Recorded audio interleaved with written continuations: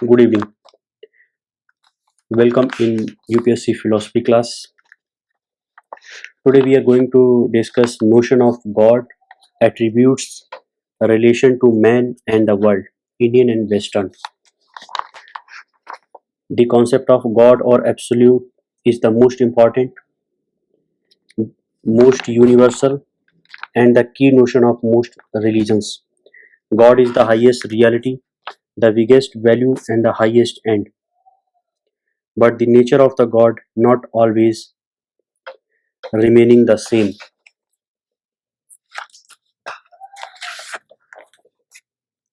The nature of God has changed with the development of human knowledge and civilization.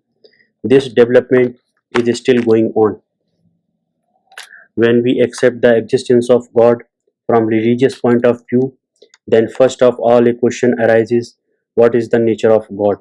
There are three important notions regarding the nature of God. One, naturalistic notion of God. Number two, personalistic notion of God.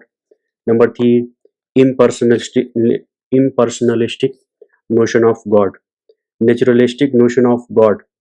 Naturalistic notion of God is an important notion to explain the nature of God. It shows the primitive and initial stage of the concept formation of God.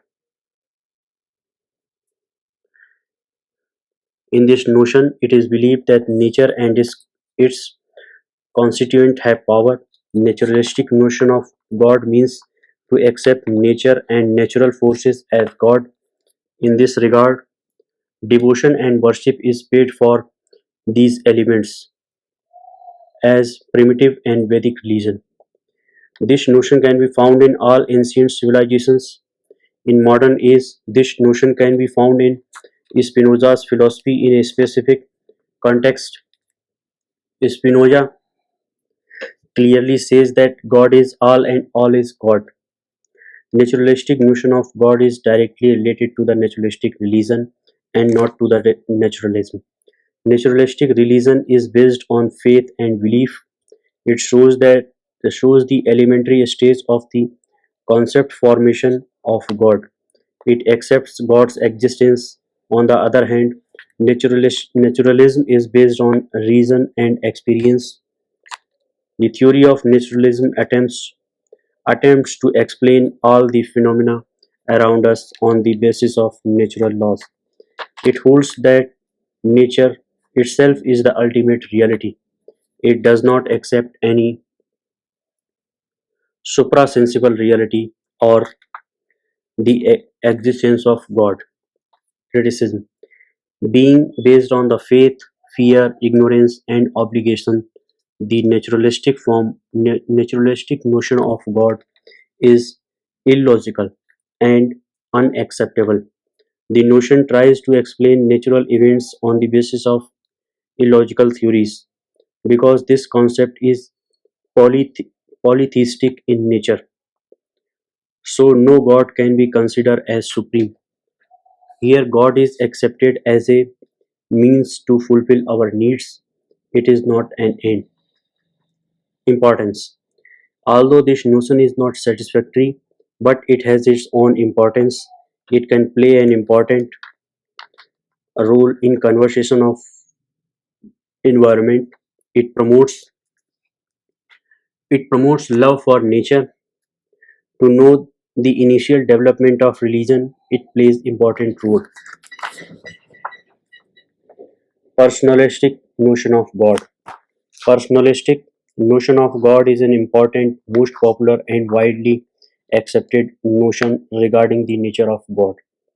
Here the term personality has a specific meaning.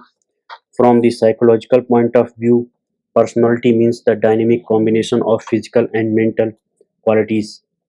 When we say God is personal, then we inscribe him as a self-conscious entity which is combined with freedom of will and who has metaphysical and moral attributes. From the metaphysical point of view, God has the attribute of omnipresence, omniscience, omnipotence, eternity, and infinity. From the moral point of view, God has kindness, justice, sympathy, etc. Personality of God is different from human personality. Human beings are finite and limited because they have spatio-temporal existence, and because of their embodiedness, they are non-eternal. On other hand, on the other hand, personality of God is beyond space and time. It has metaphysical and moral attribute in infinitude. He is all comprehensive and perfect person. In religious sense, personality of God means God is a self-conscious entity which is associated with freedom of will and metaphysical and ethical qualities. In Indian philosophy, Nyaya Vaisheshika and Vaishnava Vedanti system accept the personalistic notion of God. In Western philosophy, Plato, Descartes, etc. Are the supporters of this notion. Characteristics 8. Here, God is accepted as determined God. In God, there are two types of qualities. Number one, metaphysical, omnipotent, omnipresent, omniscient, etc. Number two, moral qualities, benevolence, love, justice, etc. The personalistic notion of God is conducive to religious feeling and ritual of a theist. From the viewpoint of worship, personalistic God is the most important. Only a personalistic God can be responsive to a theistic worshipper. This notion nurtures the cumulative and emotional facts of religious consciousness. Arguments in favor of personalistic or determinate God. Number one, the purpose, order, system, and harmony of this world implies a supreme, almighty, intelligent regulator behind it. Second, for proper explanation of the law of karma, personalistic notion of God is needed. 3. Cosmological argument also proves that God is personalistic in nature.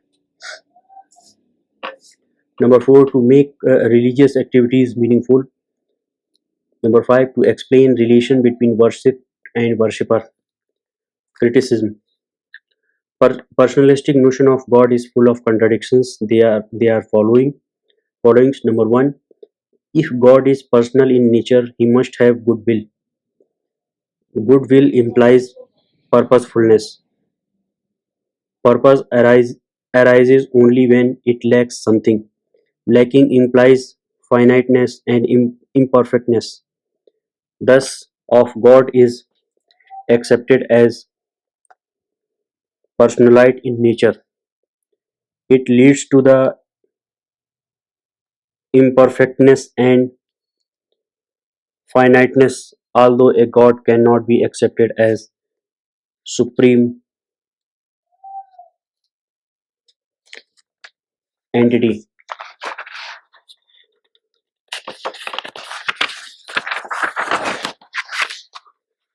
Second, the presence of evil in this world refuses either the metaphysical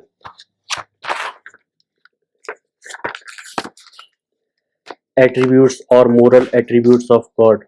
Evil is incompatible with omnipotence and kindness of God.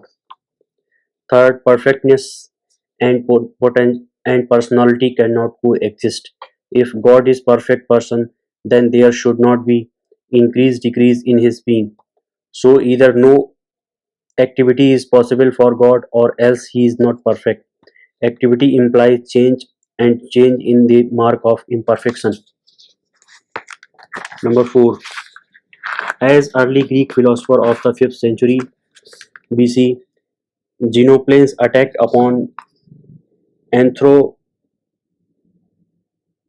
anthropomorphic concept of the gods.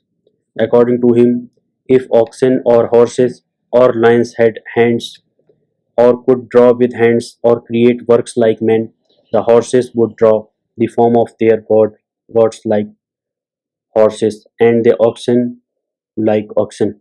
and they would make their bodies in accordance with the body that they themselves each possesses.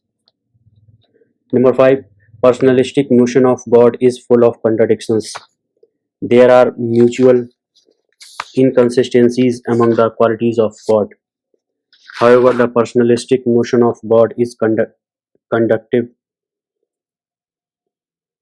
conducive to religious persons.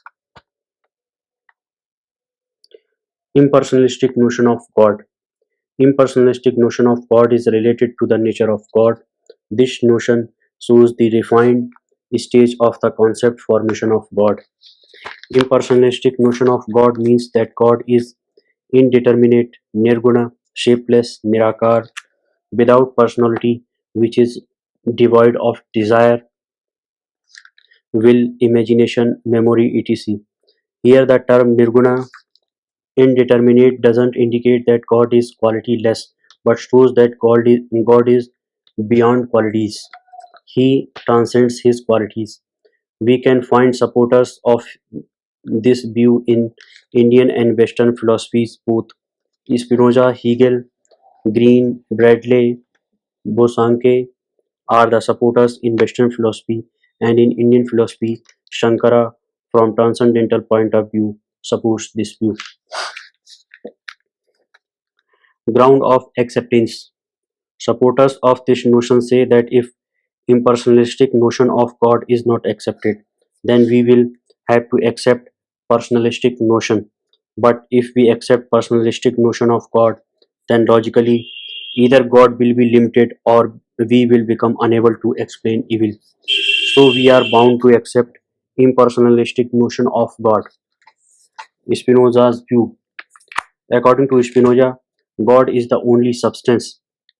God is devoid of intelligence, will, and personality. This substance is infinite, indeterminate, and impersonalistic. According to Spinoza, if we determine personality upon God, then God will be limited. In this sense, Spinoza clearly says that every determination is negation. Hegel's view. Hegel conceives God as absolute idea, universal reason, infinite and eternal spirit. According to Hegel, this absolute idea is impersonalistic in nature. This world is an expression of absolute idea. There is infinite possibility in God to express himself. Shankara's view. From the transcendental point of view, he accepts impersonalistic indeterminate Brahma. Here, it is noticeable that Shankara, from the practical point of view, accepts personalistic notion of God. According to him, God is the subject matter of our devotion. When we worship God, it purifies our chit consciousness, and after that, only we become able to realize Brahma, self-realization of Brahma. Criticism. Number one, followers of Bhakti Marg will face problems. Number second, this notion is unable to satisfy the religious aspirations, feelings, and emotions of a religious person. Number third, it will be difficult to explain the Lord of Karma if we accept this notion of God. Importance. Number one, useful for the follower of Gyan Marg. Number two, comparatively, it is more logical concept regarding the nature of God. Number three, it is less religious but more logical. Attributes of God.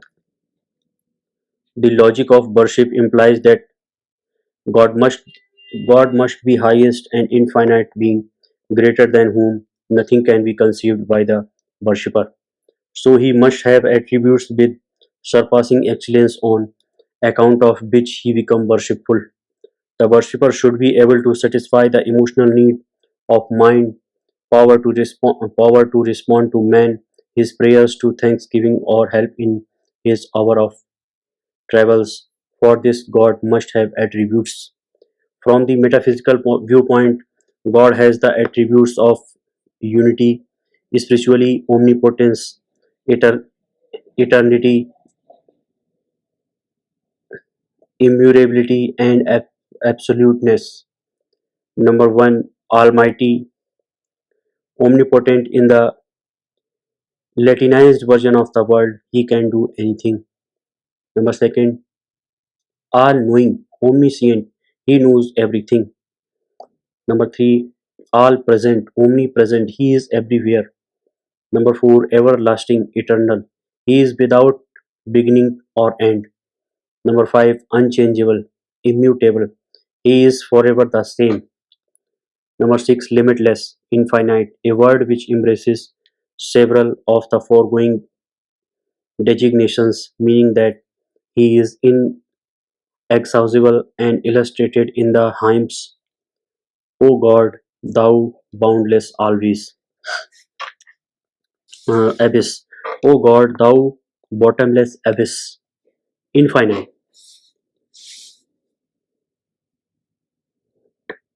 Problems. Number one, the problem of evil casts doubt on benevolence and omnipotence. Number second, the notion of timeless eternity gives rise to problems in trans- transitive, transitivity. Number three, the notion of immutability seems inconsistent with the biblical idea that God loves, forgives, and acts. Number four, the notion of omnipotence gives rise to such puzzles as whether God can create a stone heavier than he can lift and whether he can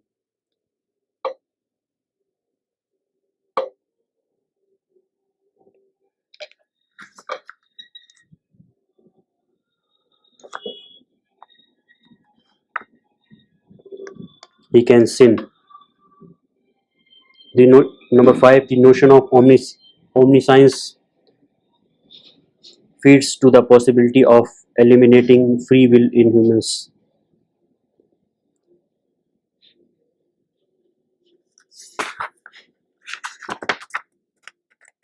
Omnipotence.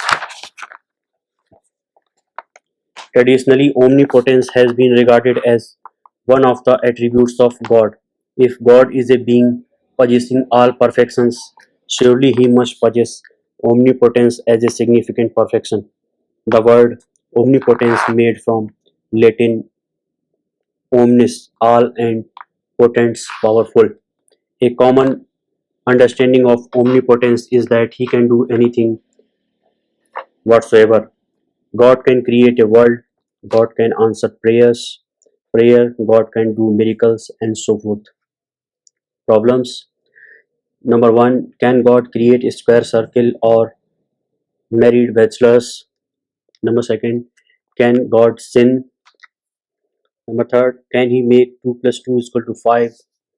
Number four, can anything be created out of nothing? Number five, can God create a stone too heavy for him to lift? Paradox of the stone argument as formulated by Wade Savage. Number one, either X can create a stone that X cannot lift, or X cannot create a stone that X cannot lift. Number two, if X can create a stone that X cannot lift, then necessarily there is at least one task that X cannot perform, namely lift the stone in question. Number three, if X cannot create a stone, then X cannot lift, then necessarily there is at least one act that X cannot perform, namely create a stone in question. Number four, hence there is at least one task that X cannot perform. Number five, if X is an omnipotent being, then X can perform any task. Number six, therefore X is not omnipotent. A few philosophers have thought that absolutely nothing can limit God's power.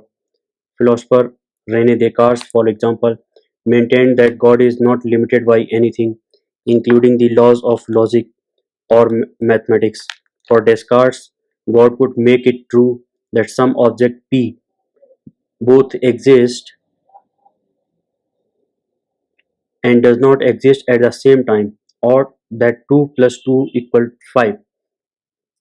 Most philosophers have not agreed with Descartes on this point and have qualified the claim God can do anything whatsoever with a nuanced one such as God can do anything that is logically possible, or God possesses every power which it is logically possible or possesses. God can create a universe, but he cannot square a circle. According to Harry Frankfurt, if God is able to do one impossible thing, make a stone heavier than he can lift, he can also be a second impossible thing that lift a thing and lift that stone. So the paradox of the stone does not show that the notion of omnipotence is in, incoherent. According to Aquinas, God's omnipotence includes only those things that are logically possible, since God contains all perfections and seeming and sinning is an imperfection. The ability to sin is not part of his omnipotence. God necessarily cannot sin because sin is defined as simply being that which is opposed to God's will, and God cannot oppose his own will at the at one and the same time. God cannot sin because sin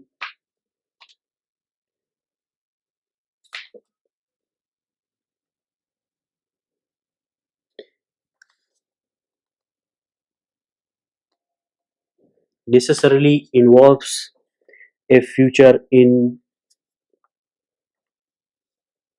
reason or freedom.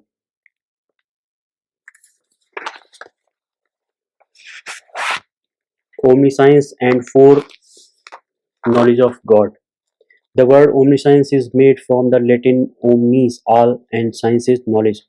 God has a power to know everything because God is the creator of world and ground of laws through which objects are explained. That's why God is omniscience. God being omniscient means in knowing all things that are proper objects of knowledge, and since only true propositions are proper object of knowledge, God knows all true propositions. Thus, God's knowledge includes every event, whether past, present, or future. Omniscience is the property of having complete or maximal knowledge. Along with omnipotence and perfect godness, it is usually taken to be on the central divine attributes.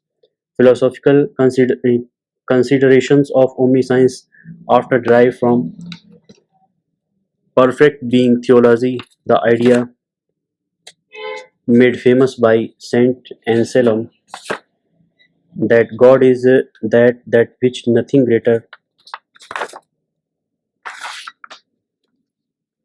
can be thought. Among the feature typically taken to contribute to greatness is perfect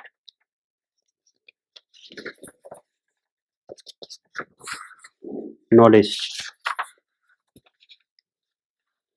Problems. Problems arises when we combine the two propositions. Number one, God is omniscient. Number two, humans act freely. The concept of divine foreknowledge and human free will creates problem. If God is omnipotent, no human's action is voluntary. God's omniscience is incompatible with human freedom. For example, if God knows that we will go to examination hall early morning tomorrow, then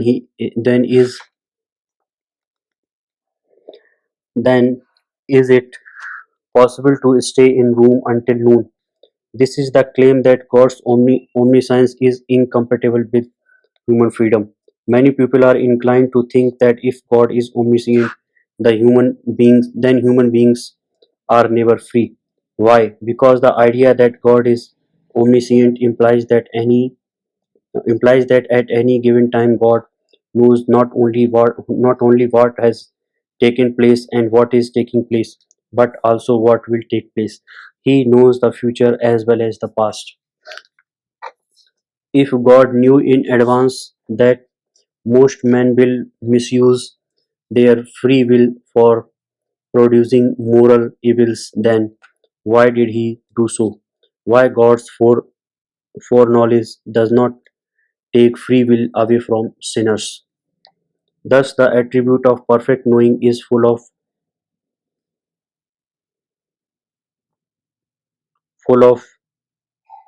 inopportune questions. Saint Augustine admits that an individual person is free and at that his free decision cannot be known in advance. His argument is that free knowledge does not affect the nature of the act itself. Suppose somebody knows in advance that Ram would go to exile, then his foreknowledge does not prevent the exile of Ram. In the same way, Saint Augustine contends that we will what we will, even when this is foreknown. Eternity. Theists are virtually unanimous in affirming that God exists eternally, that has neither beginning nor end.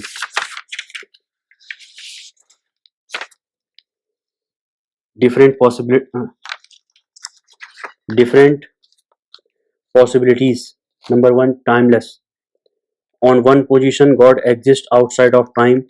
God has neither temporal existence, temporal extension, nor temporal location, nor no before, during, or after. This position is accepted by Augustine, Anselm, and Aquinas, etc. Since God is atemporal, he does not in fact foreknow events. He simply knows all events timelessly, including the actions of free agents. If God is a most perfect being, then it seems evident that God would have the most perfect mode of existence. A perfect mode of existence would be timeless rather than temporal. A temporal being, for example, would be moving along with the passage of time, and in this way change occur there.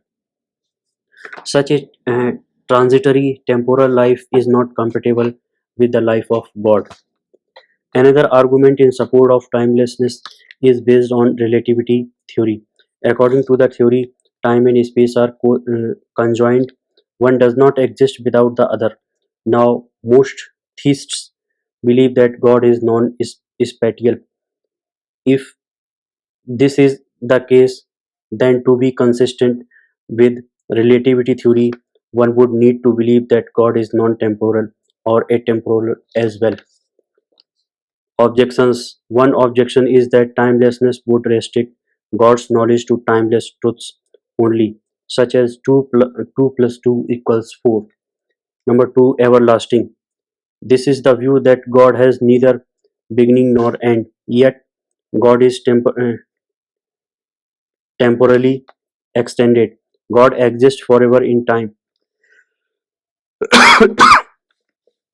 There are a variety of reasons put forth for God's being everlasting besides those raised above two objections of timelessness. One argument runs this way. According to the narrative of the s- sculptures, God is actively involved in the world. Being actively involved in the world has meant that God has a history with the world, a history of performing a succession of events, including speaking to and interacting with others in the world. But in order to have a history of this sort means that God stands in certain temporal relations to the world. So God must be temporal. It, it is also argued that this view is philosophically simpler, clearer, and devoid of the glaring difficulties raised against timelessness. Many of the objections to timelessness, such as those mentioned above, can in fact be used as arguments for the everlasting view. Objections to the everlasting view include those reasons noted above for affirming timelessness, solving the problems of God's foreknowledge and human freedom, and timelessness being the most perfect mode of existence. Number three, eternal and temporal. This is the view that God did exist without temporal duration, but at the creation of the universe, God was drawn into temporal relations. There are a growing number of philosophers who affirm some form of this view, and Christian philosophers William Lane Craig has published more on the topic than anyone. He maintains that he maintains that the scriptural support of God's relation, that there are good theological and philosophical reason for affirming both timelessness and divine temporality. So rather than holding to one at the exclusion of the other, he argues for the third way, a both and position. God is timeless without the created world, but God becomes temporal with the creation. There are a number of objections to this view, including, of course, each of the objections noted above to the first two views. One objection particular to this view is that it is incoherent. Object cannot, God cannot be fully timeless. The objection goes for God was capable of changing even in the alleged timeless state. Indeed, God did change, at least rationally, at the moment of creation. Since time and change are necessarily intervened, there cannot be one without the other. Thus, since God did change, God cannot be could not have been fully timeless.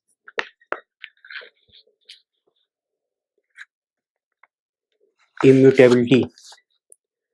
The traditional doctrine of divine immutability is that God has the property of being intrinsically changeless. It is logically impossible for God to change in this intrinsic qualities. One argument for the view is based on God's being absolutely perfect. Whether is whatever is absolutely perfect cannot change. For to change is to become better or worse. Since God is an absolutely perfect being, it is not possible for God to change. Thus, God is immutable. God is not extrinsically changeless. For example, after the act of creation, God has a relation to the creation with God lacked prior to the creation. But the real issue is whether God has intrinsic changes the very nature of God. Some recent Christian and Jewish thinkers argue that intrinsic changes lie at the very core of God's being. For these thinkers, God is not substance as traditionally held, but is involved within the is, spat- spatiotemporal world as an active participant, a process which is at work in and beyond the world. This is pantheism. Process philosophers, as they are called, also maintain that many of the historic attributes which they believe that are derived from ancient pagan Greek philosophy rather than scripture cannot be rendered plausible because of infectable philosophical objections. One of these attributes is immutability. Process thinkers Charles Harshun (1897 to 2000) pronounced Hartshorn Hartshorn makes the following point: the traditional objection to divine change was that if a being was already perfect, meaning that nothing better was possible, then change for the better must be impossible for the being.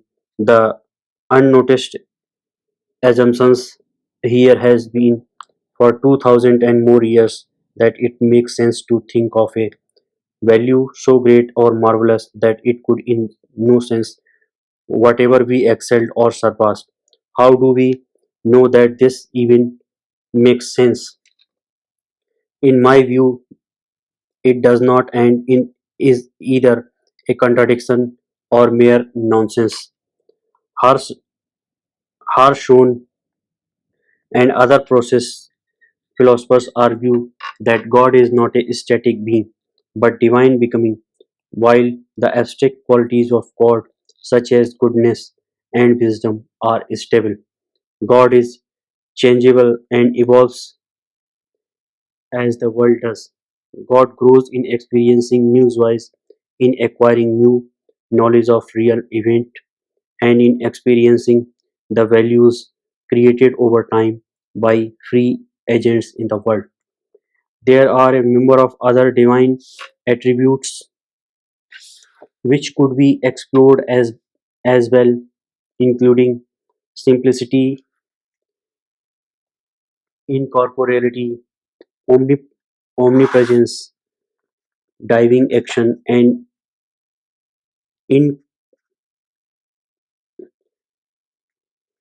impassibility. But the five described above provide at least a sketch of stone is a sketch of some of the discussion in philosophical theology involving the nature and attributes of God, relation between God and the world, polytheism, hemotheism, monotheism, and monism. Polytheism, a number of gods.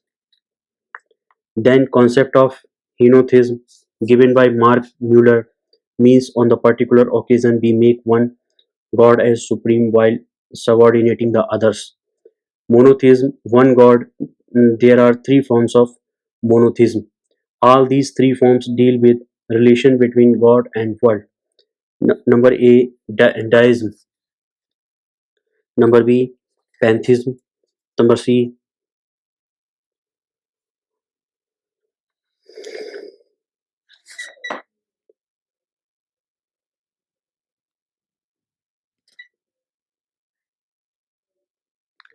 panentheism.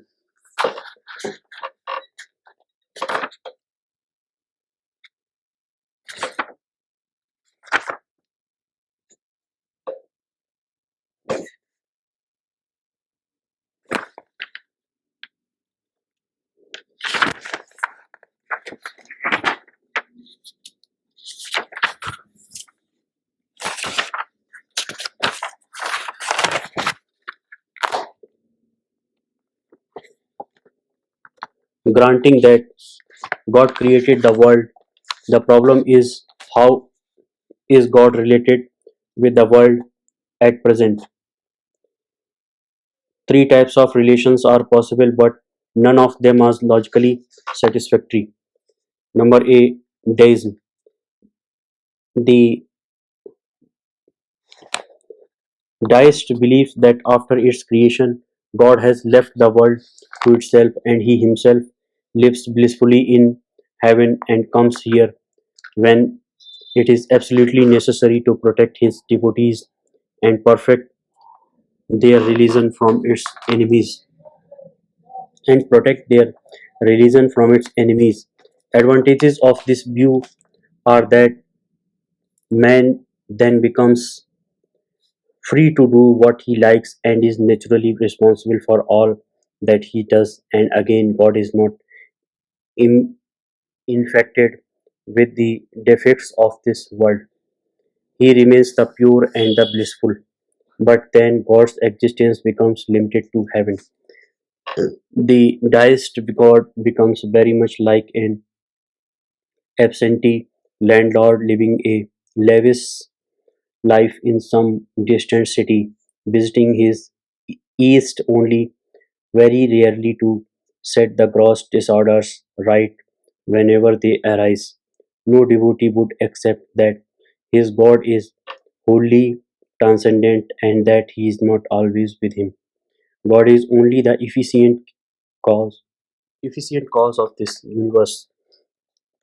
In this, God is considered an absentee landlord. God is not imminent but outside problems. All our religions activities will become meaningless. God loses its perfectness, independency, and cannot be considered as omnipotent. We cannot accept God as omnipresent. Supremacy of God can be questioned. Number B, pantheism. This view holds that God is immanent in the world and is everywhere in it. The, the pantheist holds that all this is God and God is all this. This is to say, God and the world are equal, are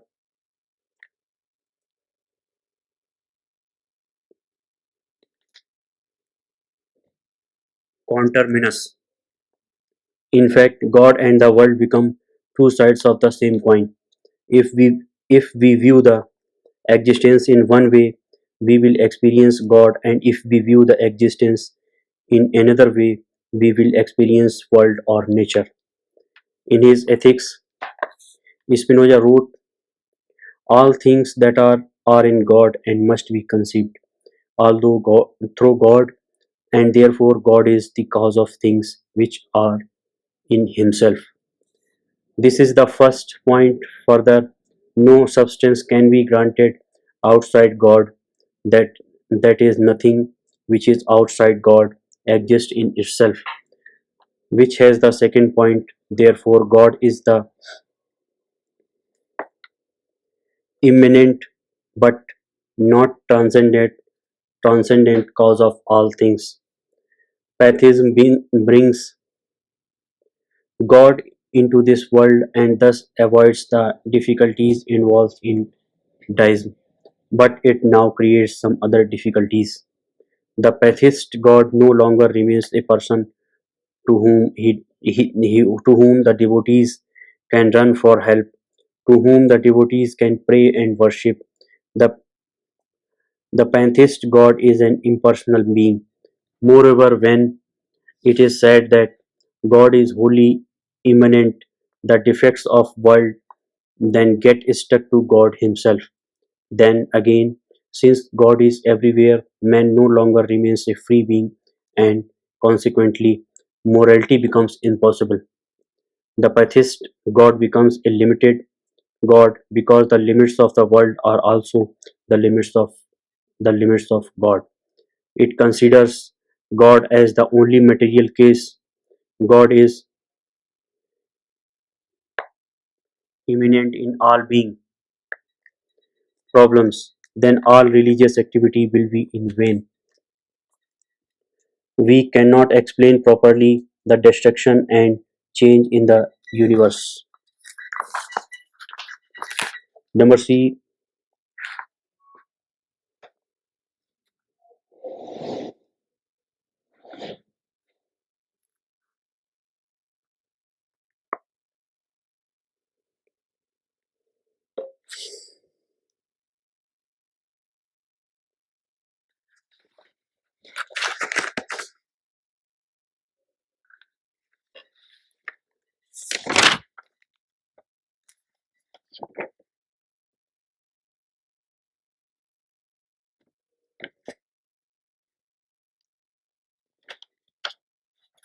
panentheism.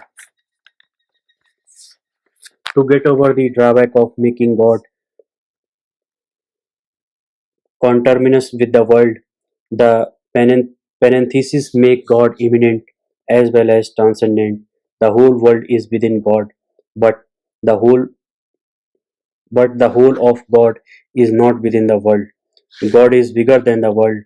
Thus, the panentheist God is not a limited God. He is absolute and infinite in every way. But some of the defects of panentheism are surely in panentheism also.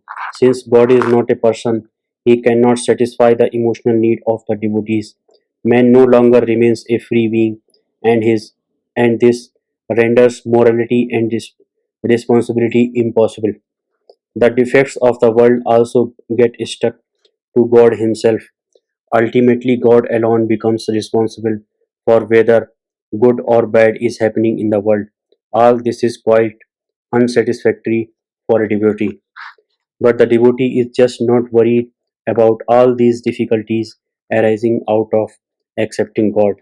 For him, somehow God is infinite as well as a person. God is an individual and possesses a spiritual with men and the world. He is the father, brother, friend, savior, lover, rede- uh, redeemer, and guide of the people, even individuality. God is omnipresent, omniscient, and omnipotent, and yet somehow man is morally free. God is immanent in the world, and it yet is somehow untouched by the impurities of the world. He is the pure spirit, and yet is the creator of this material world. God is infinite and yet lives in heaven, and hence going to heaven is the highest objective of every devotee. Nothing happens in the world without the express order of God. We all we are all mere tools in the hands of God, and yet somehow we are told that we are free to do what we like. The devotees of God believe that God's ways are inscrutable, and he lives a life of un- unconcerned about the rampant corruption, violence, destruction, wars, racial and religious conflict, poverty, ignorance, misery, disease, exploitation, injustice, the fundamentalist, bloodshed, and arma- armament, arma, armament race. This stage of unconcern of the god and his devotees become a matter of concern for the rationalist. God is the efficient and material cause of this universe. God is immanent and transcendent problems. We become unable to understand the problem of evil. Deism emphasizes the transcendence of God. God is the creator and lawgiver who permits his creation to administer itself through natural law. This view has been called the watchmaker view of the universe. Because God creates an instrument, the world, then he permits it to operate. Pantheism is the belief that God is all and all is God.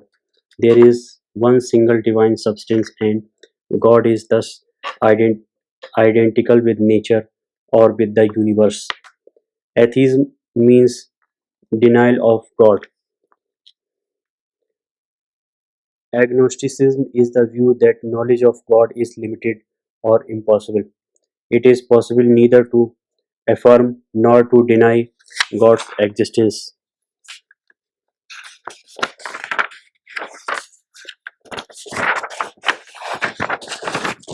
God and the world. According to Christianity, the world is quite definitely un- unequivocally God's creation. God created the world ex nihilo, out of nothing. Everything was created by God in 6 days. God willed that something be created, and it was created. Towards the end of the creation, that is, on the sixth day, God created man. The world is not only created by God, but is also sustained and maintained by Him. The world is absolutely dependent upon God for its maintenance. If the sustaining power of God could be withheld, the world with all its creatures would have simply ceased to be. Nevertheless, the world is real. It is a it is a real effect made out of nothingness. The world is real.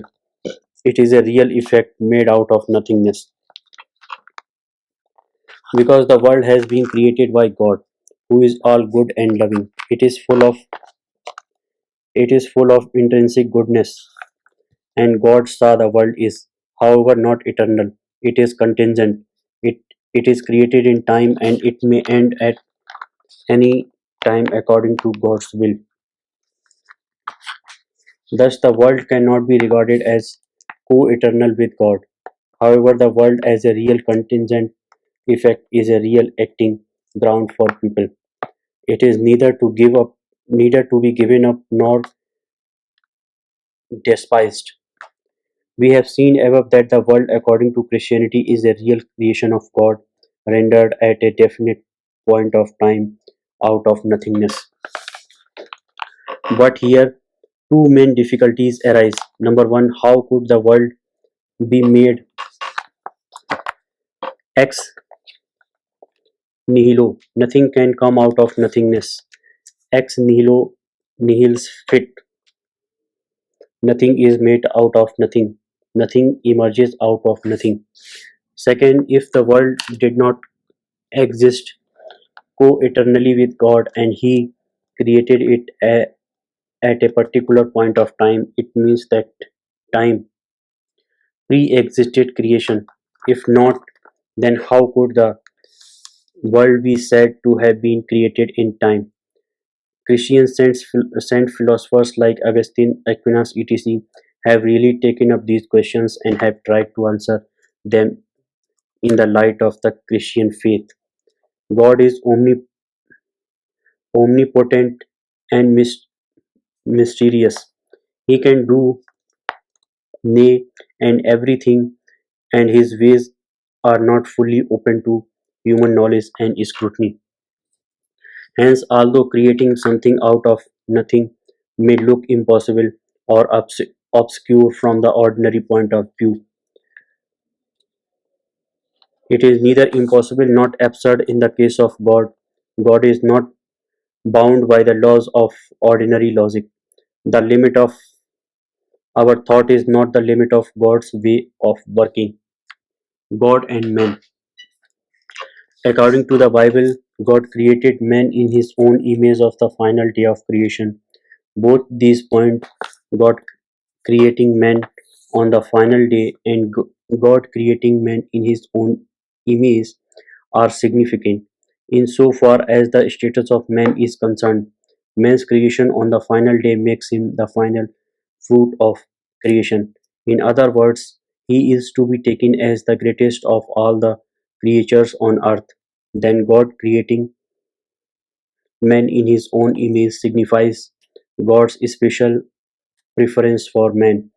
God chooses man to be his fellow partner in the fulfillment of his final purpose of the establishment of the kingdom of God all over the world. He also gave him dominion over all created things. God gave everything to man: insight, intelligence, sensitivity, and all other such qualities. But above all, he chose man to stand in a special relationship with himself, to be his fellow partner in the creation of values on earth. God made man essentially a spiritual being as himself. Besides the perishable body that man outwardly has as his being, he has got a soul which is immortal. Death of the body is not the death of the soul. It is immortal. However, human soul is finite and in no case it is able to attain the divine infinitude. By nature, man is capable of everything, but he can never attain God's perfection. Moreover, man being everything that he is nevertheless God's creature and is fully dependent upon him. God, as benevolent Father, has granted free will to man, both the freedom to choose and the freedom to act, and it is up to man to utilize his freedom either for the cause of good and for that of evil. Obeying the will of the God is working for the good, and disobeying his committing sin. Adam, I, the first man, or the original forefather of man, committed original sin by disobeying God. He therefore lose the grace of God and made his entire descendancy victim of his original sin. Adam's sin, the original sin, is sin for every man, and that sin is the main cause of human suffering. It is due to this sin that man was sent to the world to suffer. However, God, as the loving Father, promised man his redemption from suffering, and it is to fulfill this promise that he sent Jesus on earth to teach people the right path by following the teachings of Jesus. Therefore, man can get rid of suffering. Even by Adam's fall, man has not lost his intrinsic nature completely. He has simply weakened it, and he is fully capable of high regaining his high position by God's grace. But goes for that, what is necessary is that man should love God with all his heart and with all his mind, and he should also love his fellow beings. Love is the basic lesson that Christianity te- teaches man. It is by love and love alone that man can attain his redemption, his original nature. Indian philosophy Nyaya views. According to Nyaya, the soul is one of the most important objects of valid knowledge. Prameya. There are two kinds of souls, human souls and the supreme souls. The supreme soul is God. Here, God is looked upon as a special soul who is the creator, maintainer, and the destroyer of the world. God has not created the world out of nothing. He creates the world along with the help of eternal atoms, space, time, ether, minds, and the souls. Atoms, space, time, ether, minds, and the souls are all eternal like God. They do not originate. They are not nor are they destroyed. They are co-eternal with God. The human being suffers consequences according to the me- merits or demerits of their actions. The persistence of merits and demerits is accounted for by the transcendental agency of Adrashta, but the non-intelligent Adrashta cannot produce its effect without the guidance of an intelligent spirit. God in the Nyaya Vaisesik system is regarded as the controller and guide of the uh, Adrashta. God of the Naic is a personal being possessing existence, knowledge, and bliss. He is omnipotent, omniscient. God and the finite soul belongs to the genius of soul. They are substances endowed with qualities. Both are ubiquitous and eternal substances. God is not the creator and destroyer of the finite souls. The finite souls are real and different from God, who is not their immanent essence, but God is omniscient, omnipotent, and morally perfect. Whereas the finite souls have limited knowledge, limited powers, and moral imperfections. God has eternal supernatural powers, while the finite souls are ordinarily devoid of them, but can acquire them to a limited extent through meditation and other uh, austerities. God has eternal moral perfection, while the finite soul can acquire moral perfection by severe moral disciplines and true knowledge. God is neither in bondage nor liberated, but the finite souls are first in bondage by their own actions and then attain liberation.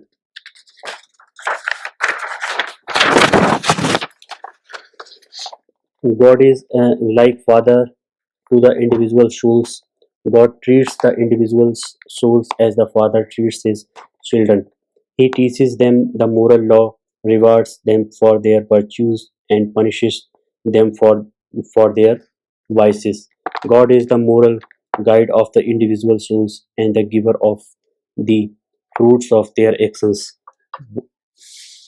Buddhism Buddhism is essentially a humanistic religion which takes man as the biggest being. There is no God, and therefore man is inferior to none. He himself is the central object of religion. He can himself attain godhood. the state of perfection. Everything in the world is fleeting. What is eternal is the transcendental spiritual status known as nirvana. Man is capable of attaining this highest status by his own personal effort. He does not require the grace of any superior power. Only the right effort on his part will do. But man, as he stands here and now, is in a pool of suffering. He is in bondage and is living a life of conditioned existence. Man's present miserable condition is the result of his own ignorance. Due to the lack of real knowledge about the nature of things, he falls a prey to the worldly attractions, and that is the root cause of his imperfection and suffering. Being attached to the world, man performs actions for egoistic ends. Such actions done with attachment binds man life after life. These actions produce samskaras which cause man to take another life after the end of the present one. We we have seen that even in the absence of a soul, rebirth is possible. This rebirth, which is the cause of man's entire suffering, is a consequence of selfish attached actions. But if man performs non-attached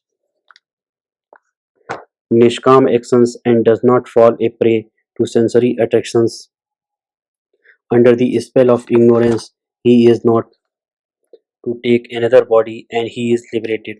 Non-attached actions do not produce sanskaras, and therefore, in the absence of any driving force, there is no occasion for rebirth. Such a man attains nirvana, the highest status. Buddha has propounded definite ways so as to get rid of the false worldly attractions if man follows them in right earnest. He is sure to come out of his present miserable status and attain the highest status of nirvana, which is as good as attaining godhood. Godhood. So essentially, there is no one greater than man. It is only due to ignorance that man is suffering under imperfection. If he wants to get rid of his present state, he can well do it.